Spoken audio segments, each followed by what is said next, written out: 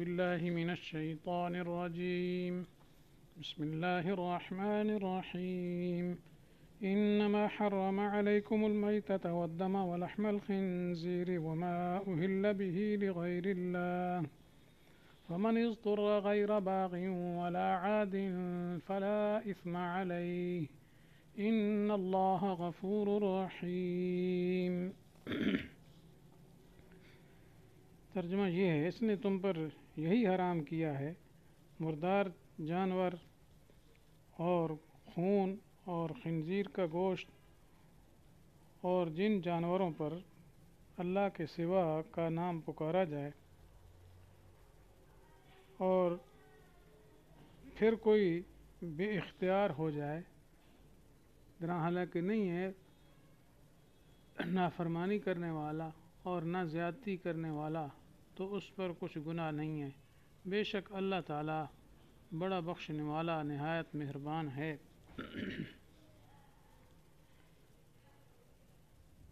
تو یہ آیت کل بھی پڑھ لی تھی، تو اس سلسلے میں 4 چیزوں کی حرمت کا بیان یہاں ہوا ہے۔ تو مقصد یہ ہے کہ مشرکین انہوں نے جو صاحب بحیرہ وغیرہ حرام بنا رکھے تھے، فرمایا وہ حرام نہیں ہیں جی، وہ تحریمات غیر اللہ جو ہے ان کو حلال سمجھو جی، لیکن جو اللہ نے حرام کی ہیں وہ یہ 4 چیزیں ہیں۔ اس کا مقصد یہ نہیں کہ بس صرف 4 ہی چیزیں ہیں، مطلب یہ مشرکین جن کو سمجھتے ہیں ان کے مقابلے میں ان کو سمجھو 4 کو، یہ 4 حرام ہیں۔ تو یہ تحریمات اللہ ان کو کہتے ہیں، یعنی وہ چیزیں جو اللہ تعالیٰ نے حرام کی ہیں۔ تو کل 2 کا تذکرہ ہو گیا تھا، ان کی کچھ تشریح بھی عرض کر دی تھی، میتہ اور دم۔ اب آگے ہے لحم خنزیر، خنزیر کا گوشت۔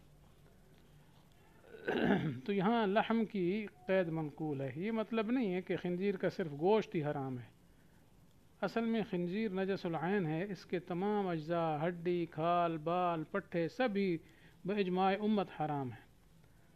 تو لحم الخنزیر کیوں پھر فرمایا گیا؟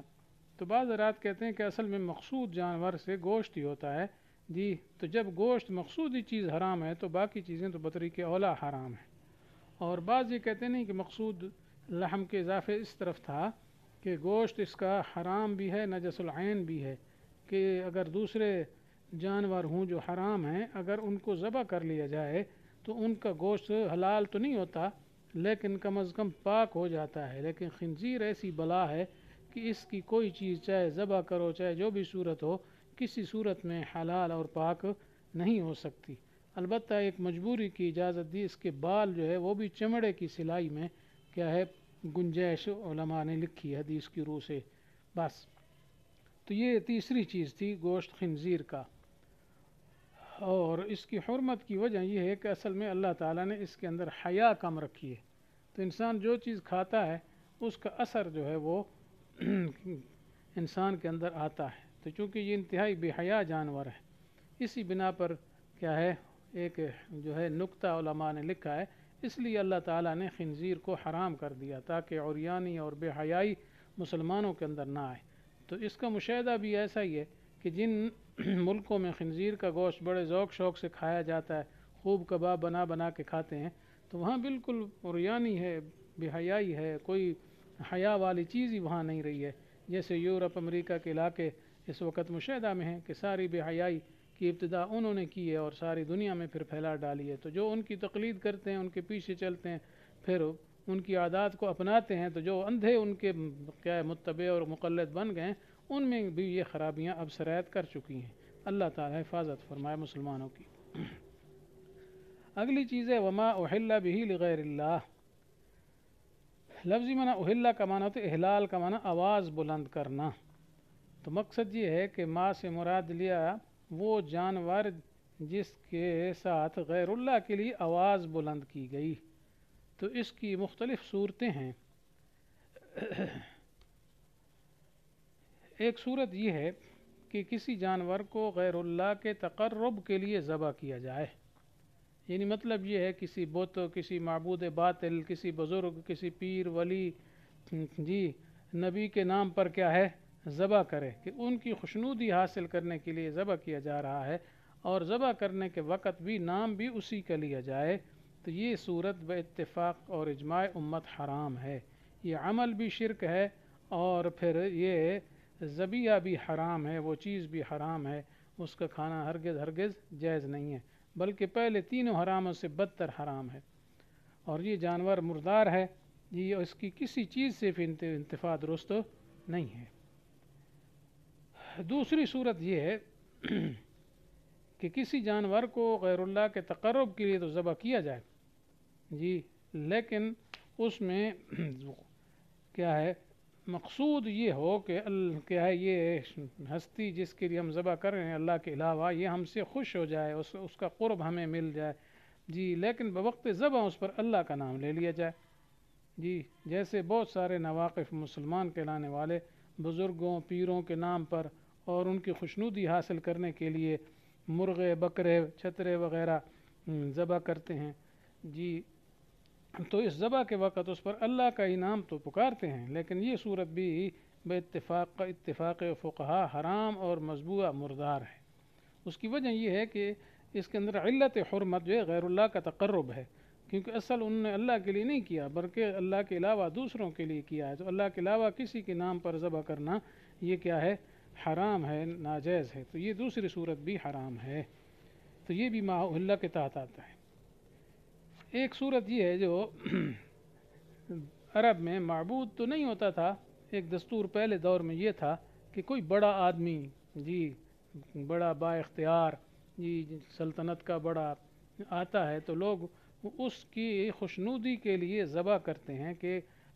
ذبح کرنا ہی مقصود، کھانا مقصود نہیں ہوتا، صرف یہ ہے کہ ہم کہتے ہیں جو اس کی آمد پر ہم نے اتنے بکرے ذبح کر دیے، اتنے جانور ذبح کر دیے، اتنے اونٹ ذبح کر دیے جی، چاہے اللہ کے نام لے کر ذبح کریں پھر بھی یہ حرام ہے، کیونکہ اس سے مقصود ان کی خوشنودی ہے، چاہے معبود نہیں سمجھتا ہے جی۔ باقی بزرگوں پیروں ولیوں کے نام پر یا بتوں کے نام پر جو ذبح کرتے ہیں تو ان کا مقصد تو یہ ہوتا ہے کہ یہ ہمارے معبود ہیں، خوش ہو جائیں، ہماری حاجت روائی کریں گے، مشکل کشائی کریں گے، لیکن اس صورت میں یہ بات نہیں ہوتی، اس صورت میں صرف اس بڑے آدمی کا تقرب مقصود ہوتا ہے، تو یہ صورت بھی اسی میں داخل ہے، کیونکہ یہ بھی غیر اللہ کے لیے ذبح کی گئی ہے، اس لیے ما احل کے تحت داخل ہے،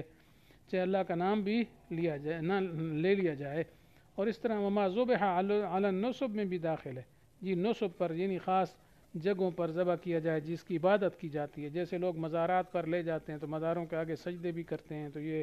ان کو حاجات میں بھی پکارتے ہیں، تو یہ بھی پکار بھی بڑی عبادت ہے، دعا ہو العبادہ، اس لیے ایسے موقعوں میں جا کر ذبح کرنا وہ بھی کیا ہے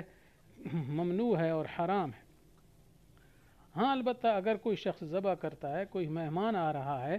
تو اس کے لیے ذبح کرتا ہے، لیکن اس سے مقصد یہ نہیں ہوتا کہ ذبح سے مہمان خوش ہوگا، اس سے مقصد تو یہ ہوتا ہے کہ کیا ہے گوشت کھلائیں گے آنے والے مہمان کو، اور مقصود اکرام ضیف ہوتا ہے، ذبح سے مقصود نہیں ہوتا کہ ذبح سے وہ خوش ہوگا، بلکہ خوش ہوگا اس کو گوشت کھلایا جائے، تو اس میں کوئی حرج نہیں ہے، کیونکہ یہ تو جائز ہے، کیونکہ مقصود ذبح سے اس کی تعظیم نہیں ہے، بلکہ مقصود صرف کیا ہے اس کو کھلانا پلانا ہے، ٹھیک ہے، تو مہمان کو کھلانا پلانا جی تو یہ تو اسلامی طریقہ ہے، اس میں کوئی حرج نہیں ہے، یہ سنت ضیافت ہے، تو اس لیے یہ جائز ہے، اس میں کوئی حرج نہیں ہے۔ تو بہرحال یہ چند صورتیں تھیں جو ما احل لغیر اللہ کے تحت داخل تھیں۔ البتہ اس میں ایک اور بات سمجھنے والی ہے کہ ما سے مراد مفسرین عام طور پر جانور ہی لکھتے ہیں، لیکن دیکھا جائے قرآنی لفظ کو تو ما عموم کے لیے آتا ہے، اس وجہ سے ما سے مراد صرف جانور نہ لیا جائے، تو اگر یہ کہا جائے ما سے مراد ہر وہ چیز جو غیر اللہ کے نام کے لیے کیا ہے اس کے اوپر نامزد کر دیا جائے، غیر اللہ کا نام اس پر پکارا جائے جی،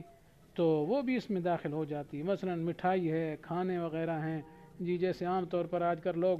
منت وغیرہ چڑھاتے ہیں، نظریں چڑھاتے ہیں مزارات پر یا ہندو بتوں وغیرہ پر جی، تو اس طریقے سے جو فلاں کی نیاز تو فلاں کی نظر، تو وہ لوگوں کھلاتے ہیں، سبیلیں لگاتے ہیں، یا آج کل چاولوں کی دیگیں پکی پکائی ملتی ہیں، ہاں جی نظر کے لیے دیگ موجود، تو وہ لوگ دیگ پکی پکائی خرید کر مزار پر چڑھاتے ہیں، تو یہ سب جو ہے اسی زمرے میں آئیں گے، یہ بھی ناجائز ہے اور ایسا کرنا حرام ہے۔ تو بہرحال یہ چند صورتیں تھیں، آگے فرمایا فمن اضطر غیر باغ ولا عاد جی، تو جو آدمی مجبور ہو جائے جی، تو اس میں یہ شرط ہے کہ وہ حد سے بڑھنے والا بھی نہ ہو، طالب لذت بھی نہ ہو، مطلب یہ ہے تو اس کا مقصود کھانے سے، کہ یہ نہیں ایک آدمی ہو گیا مجبور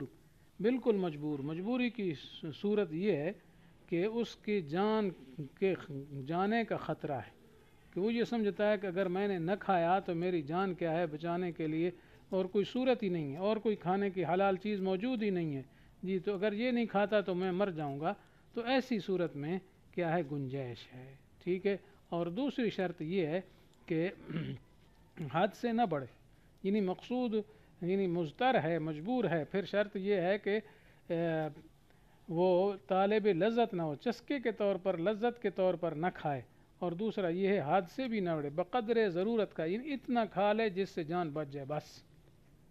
مثلا 2 لقموں سے اس کی جان بچ جاتی، بس اس سے زیادہ کھانا حرام ہے، یہ وہی 2 لقمے کھا لے بس، اس سے زیادہ کھانے کی اس کو اجازت نہیں ہے۔ اور اگر وہ سمجھتا ہے 2 سے تو جان نہیں بچے گی، 3 سے بچے گی، بنی اتنی مقدار کھائے جتنی سے جان بچ جائے اور بس، اس سے زیادہ کھانے کی ہرگز ہرگز اجازت نہیں ہے۔ تو اس میں یہ فرمایا جا رہا ہے جی کہ فمن اضطر غیر باغ ولا عاد، جی ولا عاد، بار بار نہ کھائے، لوٹ لوٹ کے نہ کھائے، ٹھیک ہے۔ تو دونوں شرطیں ہیں، حد سے نہ بڑھے، طالب لذت بھی نہ ہو، تو تب ان کی کیا ہے اجازت ہے کھانے کی۔ لیکن عجیب بات یہ کہ اللہ تعالیٰ کے فرماتے ہیں فلا اسم علیہ، جو مجبور ہو اور حد سے بڑھنے والا بھی نہ ہو، عود کرنے والا بھی نہ ہو، اور اس پر گناہ نہیں ہے، کہ مقصد یہ ہے وہ کھا لے گا تو گناہ اٹھا لیا گیا ہے، باقی حرام حرام ہی رہے گا، یہ نہیں مطلب جی کہ وہ چیز ہی حلال ہو گئی، چیز حرام حرام ہی رہے گا، البتہ کھانے کا گناہ جو ہے اللہ تعالیٰ معاف کر دیں گے۔ جی تو اسی وجہ سے آگے ارشاد فرمایا جا رہا ہے